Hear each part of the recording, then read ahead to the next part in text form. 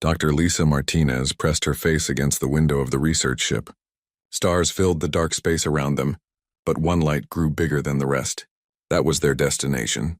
After 3 months of travel, they were finally going to meet an alien race. Beautiful, isn't it? Captain Jake Sullivan stepped up beside her. His voice was calm, but Lisa could see excitement in his eyes. "I still can't believe we're really doing this," Lisa said. She was a scientist who studied alien life, but until now she had only worked with theories and computer models. This was real. The ship Aurora's Edge had been traveling toward the neutral meeting point called Haven Point. It was a space station built just for first contact meetings. No weapons were allowed there. Both humans and the aliens called Kitharans had agreed to meet there safely. Jake put his hand on Lisa's shoulder. "You're going to do great. The whole human race is counting on you." Lisa felt the warm pressure of his hand through her uniform. It was comforting. She had always been the type of person who liked hugs and friendly touches.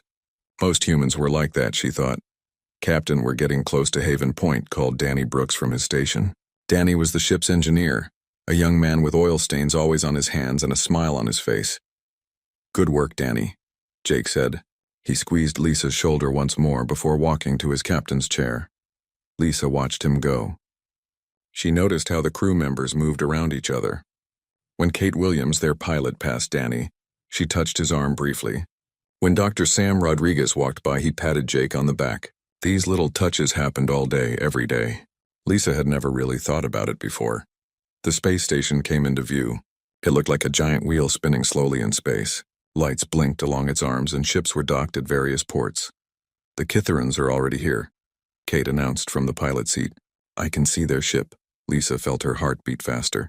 Through the window, she could see a strange ship that looked like it was made of crystal. It caught the light from nearby stars and threw rainbows across space. "How do they even fly something like that?" Danny asked, whistling low. "We're about to find out," Jake said. "Lisa, are you ready?" Lisa nodded. She had studied everything they knew about the Kitharans, which wasn't much. They were tall, their bodies looked like living crystal, and they made musical sounds to talk to each other. Beyond that, everything was a mystery. The docking went smoothly. Lisa gathered her research equipment and walked with the team toward the meeting room. Dr. Rodriguez checked her one more time. "Your heart rate is a bit high, but that's normal," Sam said. He was an older man with kind eyes behind his glasses. "Try to stay calm. Remember, they asked to meet us too. They're probably just as nervous," Lisa laughed. "Do crystal beings even get nervous?" "We're about to find out," Jake said again. The meeting room was large and bright. Human technology mixed with unknown alien designs. The air felt different, charged with electricity. Then the door on the far side opened. The Kitharans entered the room like living songs. They were tall, much taller than humans, and their bodies were made of what looked like clear crystal with colored lights moving inside. When they moved, they made soft ringing sounds like wind chimes in a gentle breeze. Lisa stared in wonder. The lead Kitharan approached them. When it spoke, its voice was like multiple musical notes played at the same time.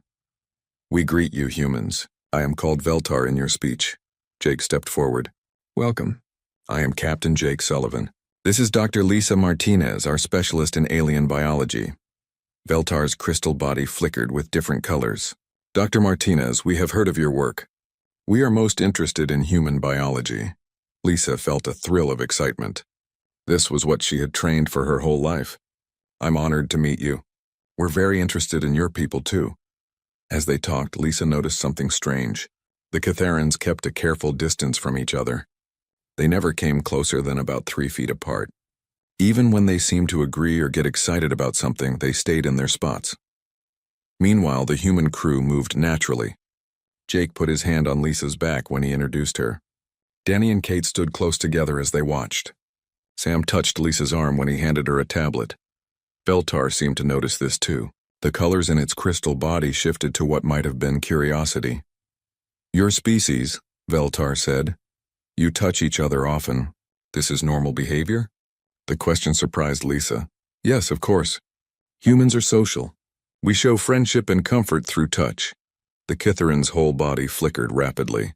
"This is most interesting. We do not understand this behavior." "You don't touch each other?" Lisa asked. "Touch disrupts our harmonic frequencies," another Kitharan said. This one introduced itself as Zixhari. "Physical contact is Uncomfortable for us, Lisa looked at her crewmates. Jake raised his eyebrows. Danny whistled again. Kate moved a little closer to Danny, as if the idea of not touching made her nervous. We would like to learn more about this. Veltar continued. Perhaps we could arrange an exchange.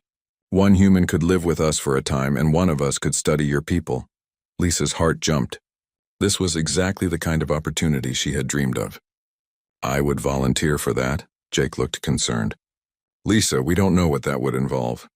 That's why we need to find out, Lisa said. This is how science works. This is how we learn. Sam frowned. There could be health risks. We don't know how isolation from other humans might affect you. Lisa waved his concern away. I'll be fine. I'm a scientist. I can handle being alone for a while. Veltar's colors shifted again. We would ensure your safety. This exchange would help both our peoples understand each other. The negotiations continued for several hours. Lisa could barely contain her excitement. She was going to live among an alien race. She was going to be part of the most important scientific discovery in human history. As the meeting ended, Jake pulled Lisa aside. Are you sure about this? Really sure? Lisa nodded quickly. This is what I've always wanted to do. Don't worry about me. I'll be fine. Jake squeezed her hand. I hope so. I really hope so. Lisa squeezed back, enjoying the warm contact. Little did she know, it would be the last human touch she would feel for a very long time. The Catharin ship was unlike anything Lisa had ever experienced. The walls hummed with soft music and lights flowed through crystal corridors like water. She walked carefully behind Zixhari, trying not to trip as she stared at everything around her. Your vessel is incredible, Lisa said, running her fingers along a wall that felt warm and smooth. Zixhari's crystal body flickered. Please do not touch the surfaces. Your contact creates dissonance in the harmony. Lisa pulled her hand back quickly. Sorry, I didn't know. You could not know, Zixhari replied, but its tone was cooler now. This is why we must study each other. The journey to Resonance Prime took 2 days.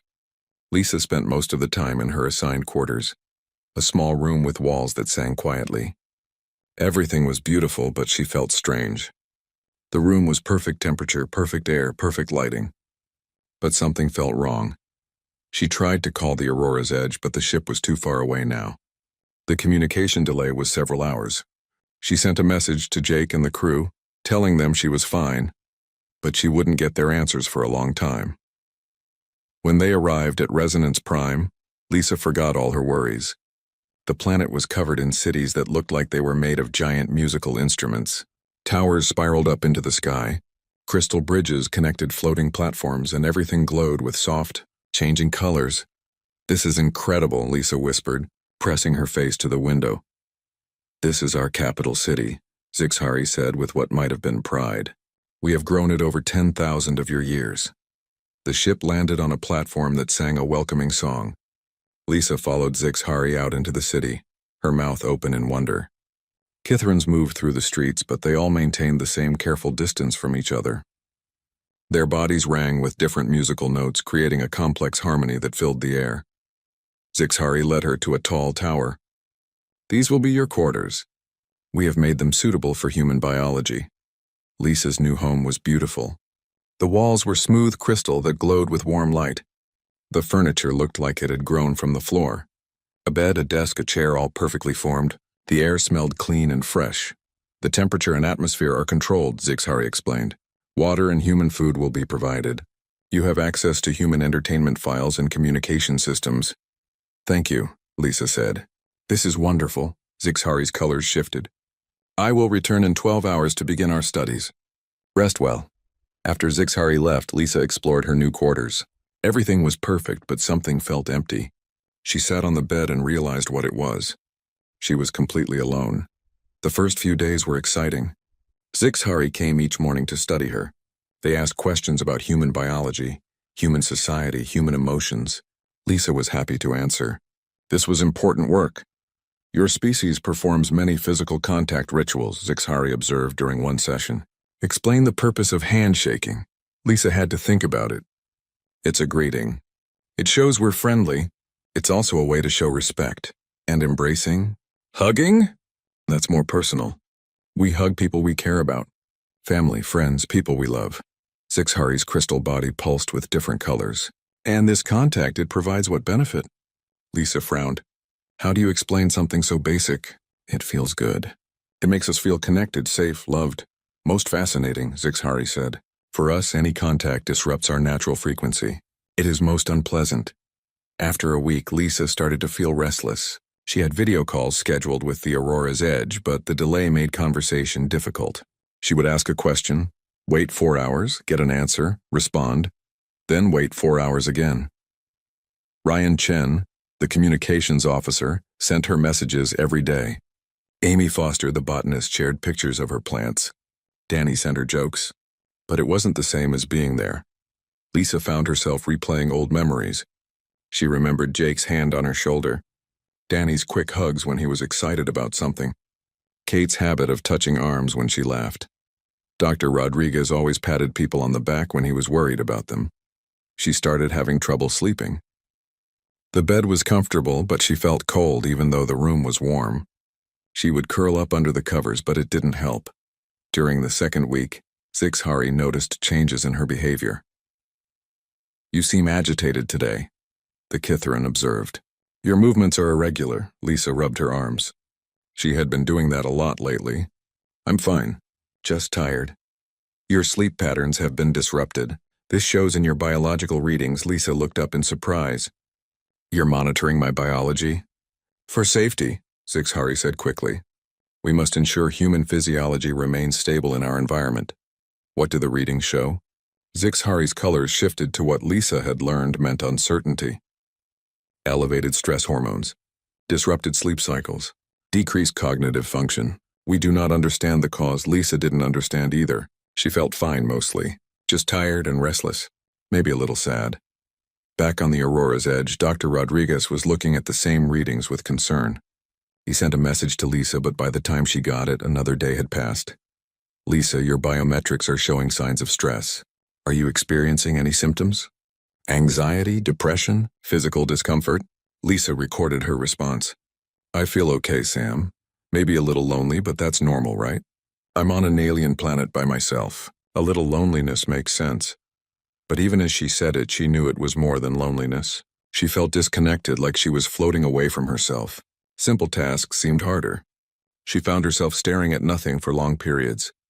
Meanwhile, on the research station Haven Point, another drama was unfolding. Quinvell, the Kithrin studying humans, was sending disturbing reports back to Resonance Prime.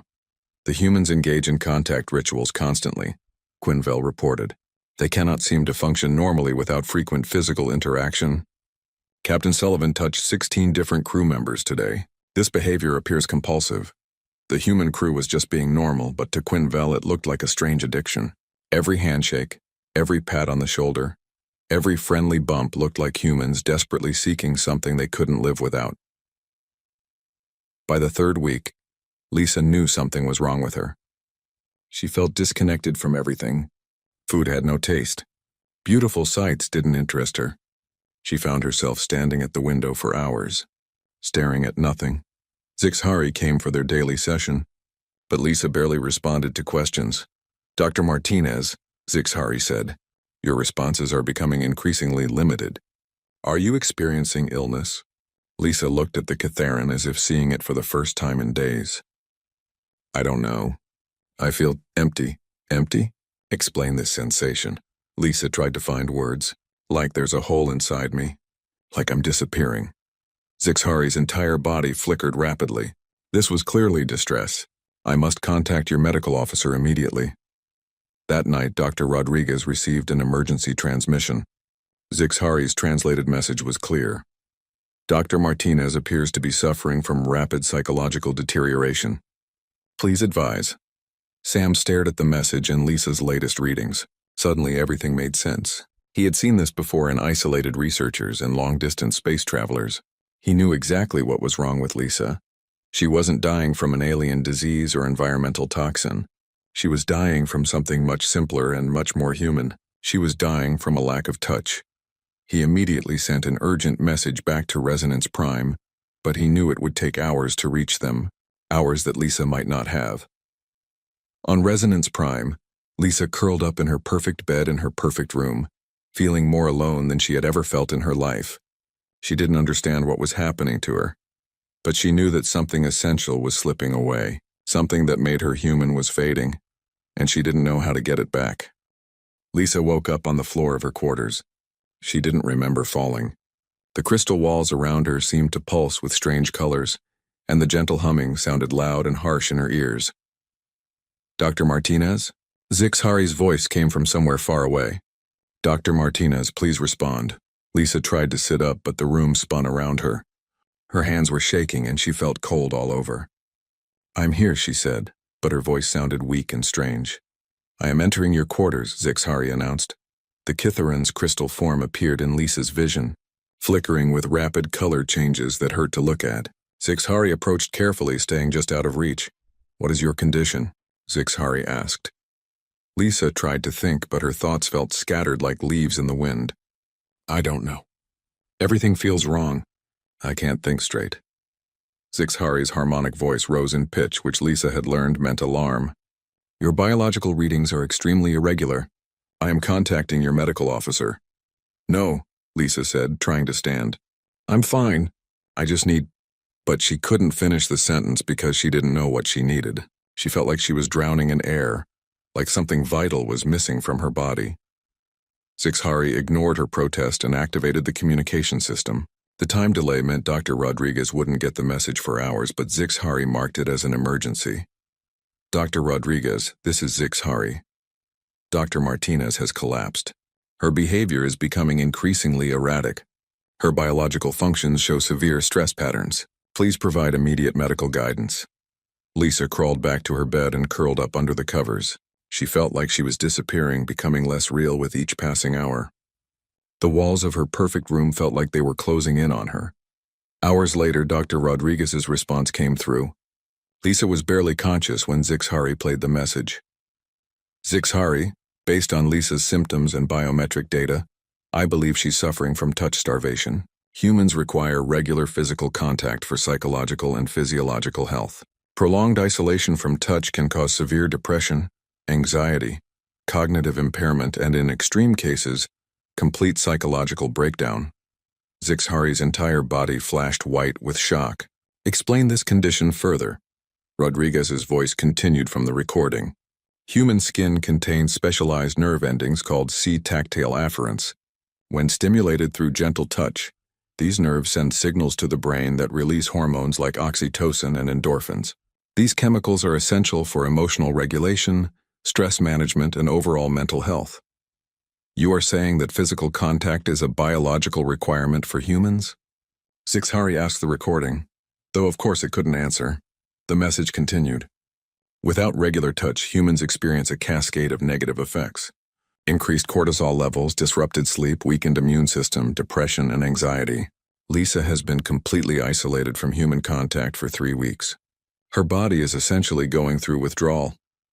Zixhari looked at Lisa, who was shivering under her covers despite the warm room temperature. "This is a medical emergency. What treatment do you recommend?" They had to wait 4 hours for Rodriguez's response. The only effective treatment is physical contact.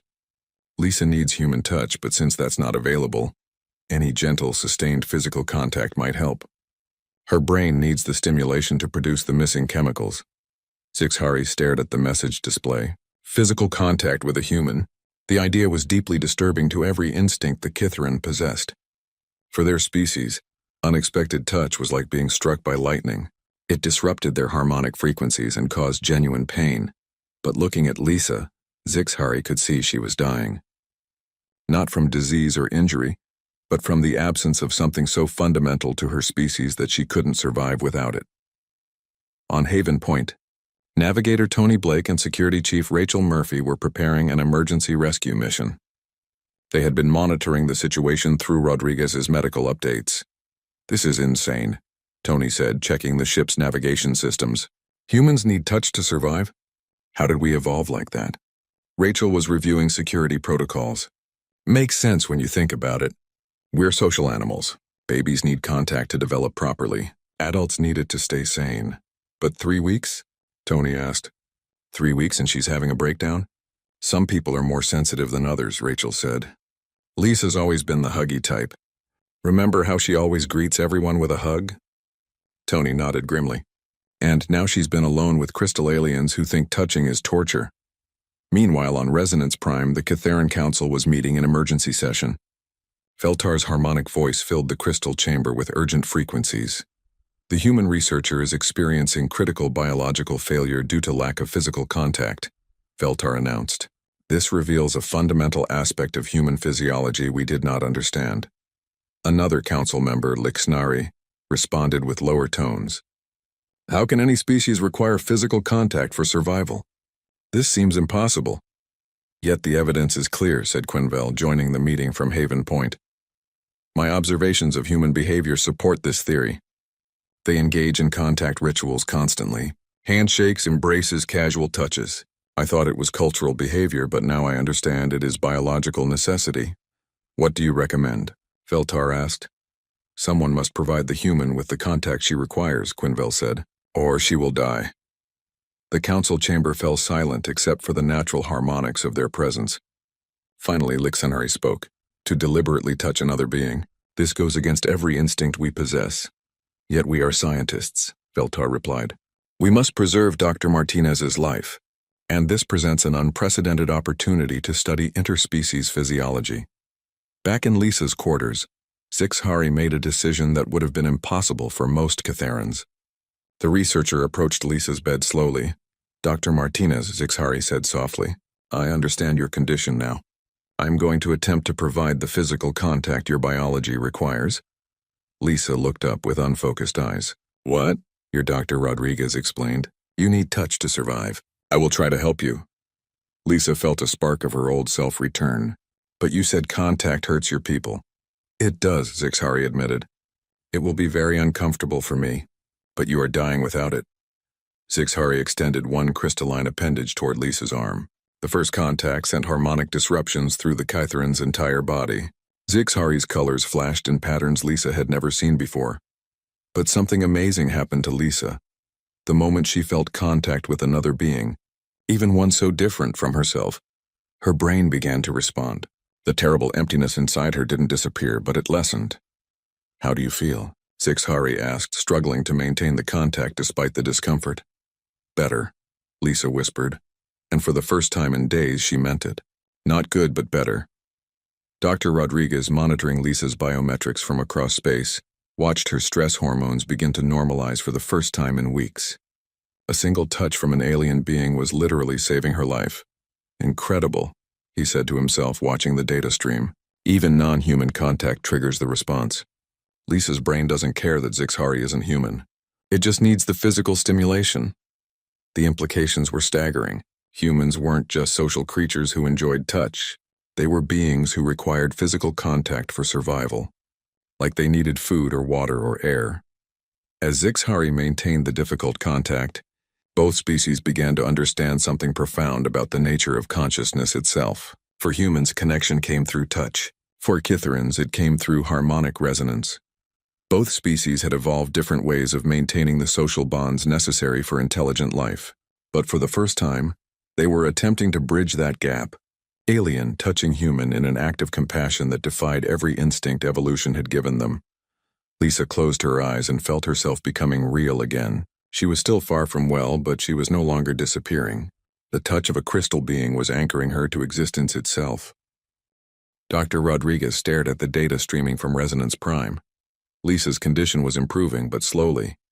The brief contact with Zixhari had pulled her back from the edge, but she was still far from healthy. How long can a Kytheran maintain physical contact? He asked during the next communication cycle. Zixhari's response came hours later, translated into human speech. Extended contact causes severe harmonic disruption. I can manage brief periods, but longer contact becomes painful. Rodriguez frowned at his medical readings. Brief contact isn't enough. Lisa needs sustained, regular touch to fully recover. Her hormone levels are still critically low. On Resonance Prime, Zixhari faced an impossible decision. The Kytheran scientist had volunteered to help Lisa, but the physical discomfort of touching her was unlike anything they had experienced. Every moment of contact felt like standing in a storm of conflicting frequencies. But Zixhari was a scientist first, and watching Lisa's biological data improve with each touch was fascinating. I will continue the experiment, Zixhari announced to the council, but I require medical monitoring. The contact affects my harmonic pattern significantly. Veltar's response was immediate. This is dangerous, Zixhari. We have no data on extended contact between our species.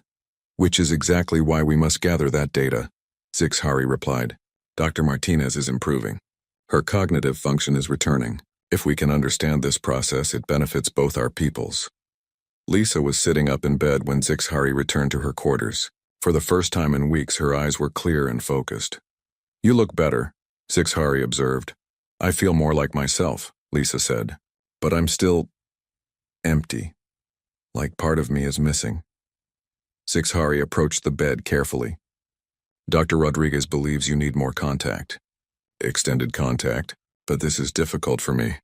Lisa felt a wave of guilt. I'm sorry. I didn't know it hurt you. Pain is not the correct word, Zixhari said, sitting on the edge of the bed. It is more like chaos. Your biological rhythms disrupt my harmonic frequency.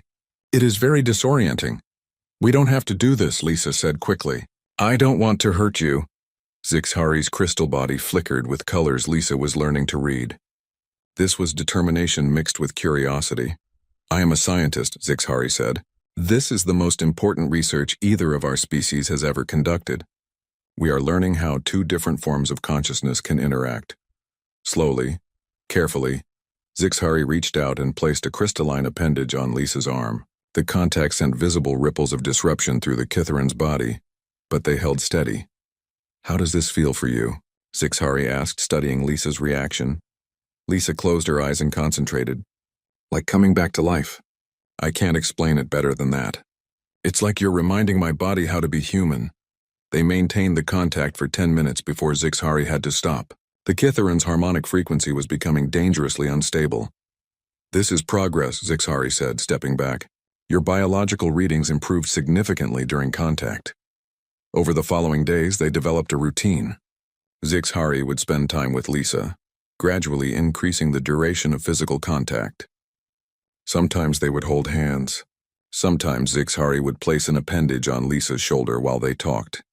Each session was difficult for Zixhari, but the scientist was beginning to notice something interesting. The disruption to their harmonic frequency was becoming more predictable, almost like they were learning to adapt to Lisa's biological rhythms. Your heart rate creates a regular pattern, Zixhari observed during one session.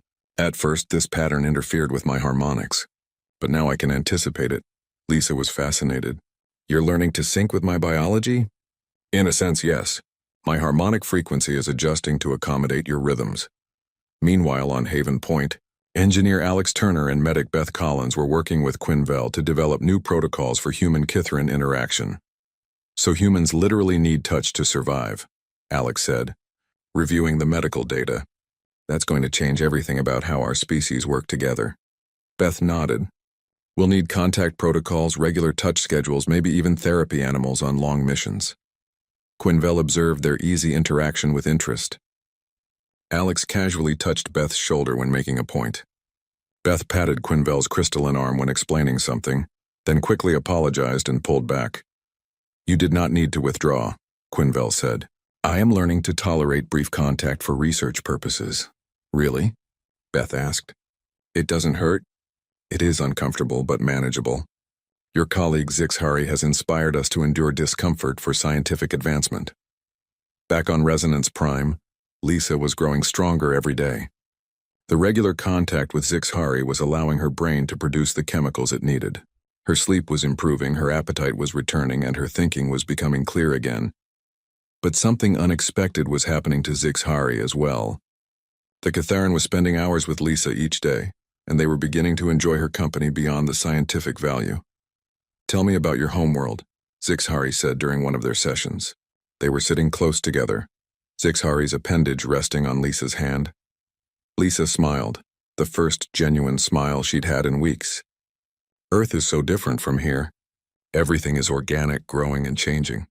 Trees and grass and oceans. The sky changes color with the weather. This sounds chaotic, Zixhari said, but their harmonic tone suggested fascination rather than disapproval. It is chaotic, Lisa agreed. But it's beautiful too. The chaos creates patterns you could never predict. Zixhari's colors shifted thoughtfully, like your biological rhythms. Chaotic, but with underlying patterns. Exactly. Everything on Earth works that way, including humans. As they talked, both of them noticed that the harmonic disruption was becoming less severe. Zixhari could maintain contact for longer periods without discomfort. More importantly, they were beginning to find the contact pleasant. Dr. Rodriguez was amazed by the biometric data coming from both Lisa and Zixhari. Lisa's hormone levels are almost normal now, he reported to Captain Sullivan. But look at Zixhari's readings. Their harmonic patterns are adapting to Lisa's biological rhythms. Jake studied the charts. What does that mean? I think it means they're forming a biological bond. Zixhari's body is learning to sync with Lisa's. They're becoming compatible. The implications were staggering. Two completely different species with completely different biology were learning to connect on a physical level. Kate Williams, monitoring from the pilot station, shook her head in wonder. So humans need touch to survive, and somehow this crystal alien is learning to provide it. More than that, Rodriguez said, pointing to the data. I think Zixhari is starting to benefit from the contact too. Look at these stress indicators. They're decreasing over time. On Resonance Prime, neither Lisa nor Zixhari was aware of the larger implications of their experiment. They only knew that spending time together was becoming easier and more comfortable for both of them. I must admit something, Zixhari said during their evening session. When we first began this experiment, I endured the contact for scientific purposes. But now, Lisa prompted gently. Now I find myself looking forward to these sessions, not just for the research value, but for the experience itself. Lisa squeezed Zixhari's crystalline appendage gently. I'm glad. I was worried I was torturing you. Quite the opposite, Zixhari said, their harmonic voice softer than usual. I believe I am beginning to understand why your species values physical connection so highly.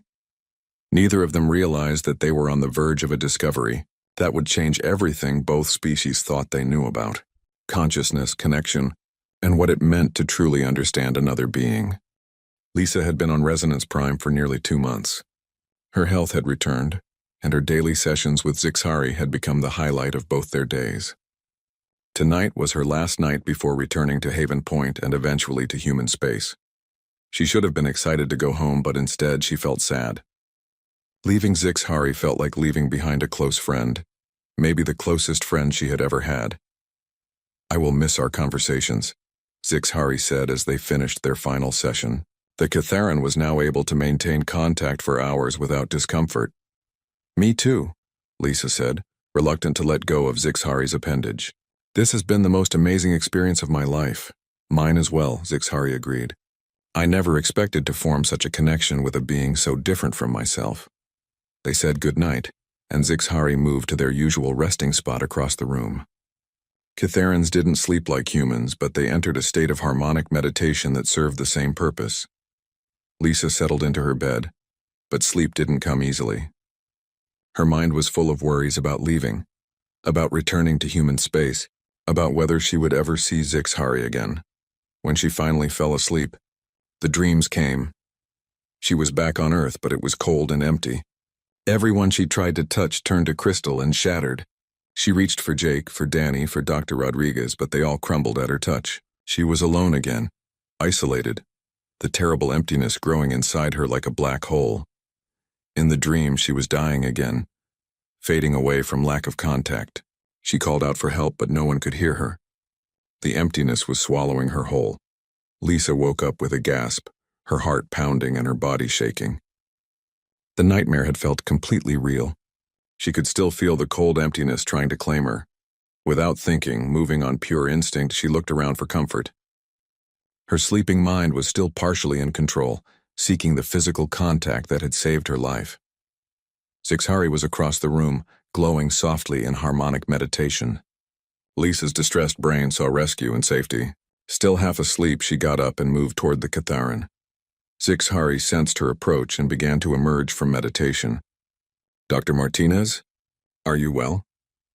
Bad dream, Lisa mumbled, still caught between sleep and waking. So cold, so empty.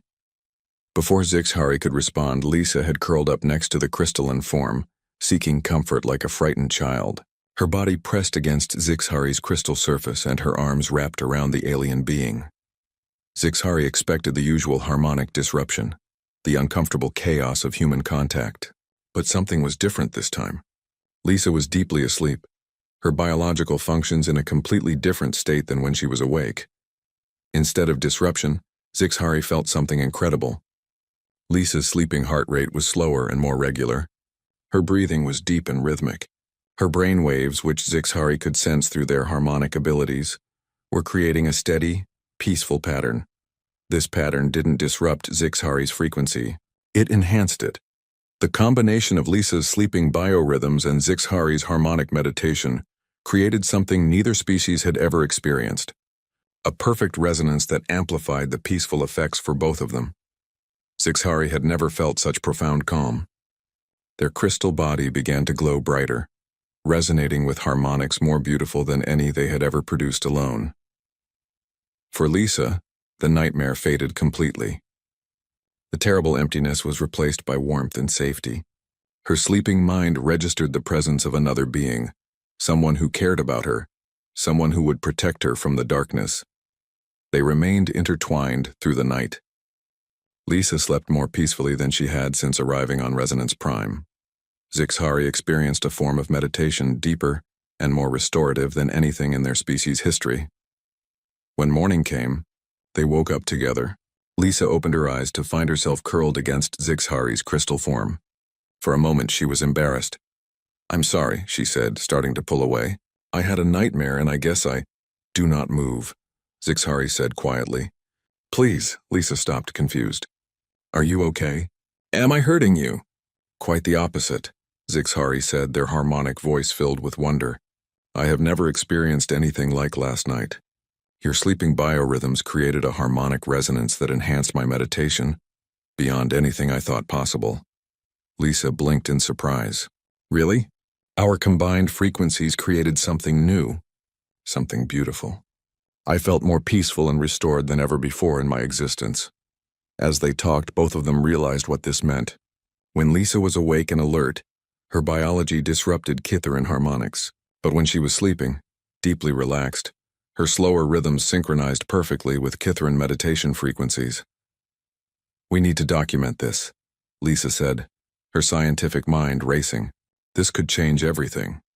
They spent the morning recording data, measuring harmonic frequencies, documenting the biological changes in both their bodies during close contact. The results were astounding. When Dr. Rodriguez received the data, he nearly fell out of his chair. "This is impossible," he said to Captain Sullivan. "Look at these readings.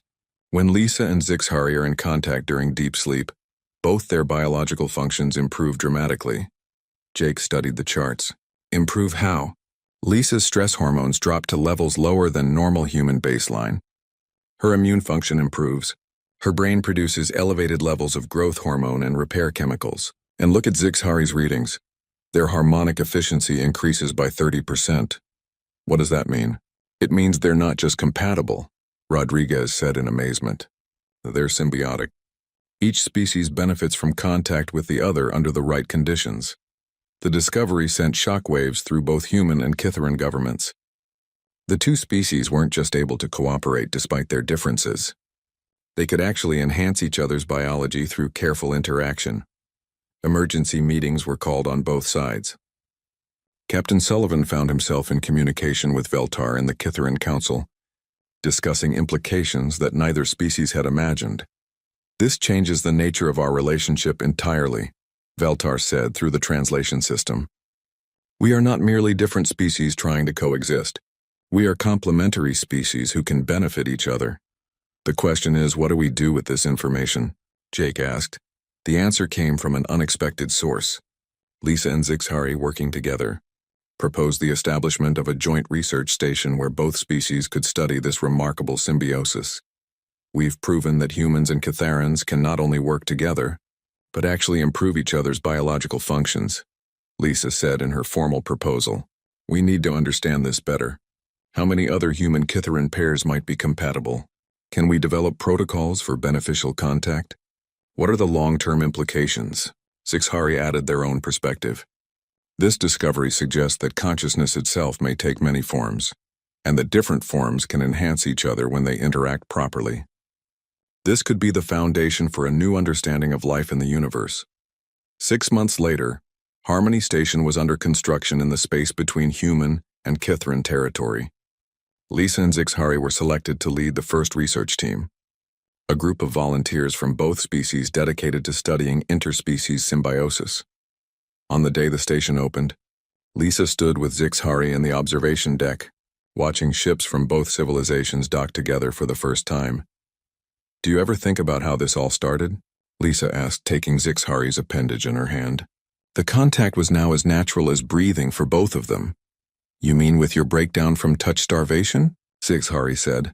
Their harmonic voice carrying what Lisa had learned was their version of laughter. "I prefer to think of it as the moment we discovered that different doesn't mean incompatible," Lisa said. "Sometimes different means complementary." Zixhari's crystal body glowed with warm colors. "Indeed, what you humans call cuddling was initially a physiological necessity, but it became something far more important."